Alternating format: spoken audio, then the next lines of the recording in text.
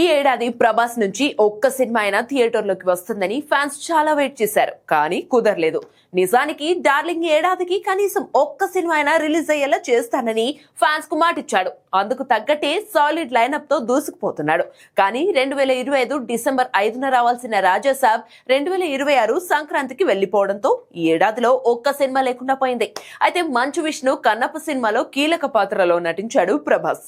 అలాగే ఇటీవల వచ్చి బ్లాక్ బస్టర్ అయిన మిరాయ్ సినిమాకు వాయిస్ ఓవర్ అందించాడు.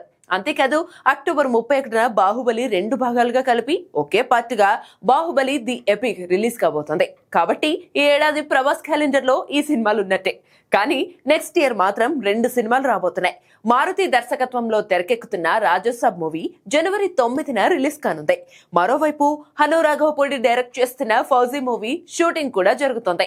ఈ సినిమాను కూడా 2026లోనే రిలీజ్ కు ప్లాన్ చేస్తున్నారు. అంతేకాదు లేటెస్ట్ గా రిలీజ్ డేట్ కూడా లాక్ అయినట్టుగా తెలుస్తుంది.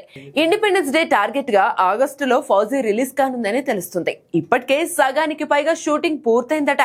మరో 25 రోజుల టాకీ పార్ట్ ఫైట్ సీన్లు మాత్రమే బ్యాలెన్స్ ఉన్నాయట. దీంతో వీలైనంత త్వరగా ఈ సినిమా షూటింగ్ పూర్తి చేయాలని భావిస్తున్నాడు ప్రభాస్.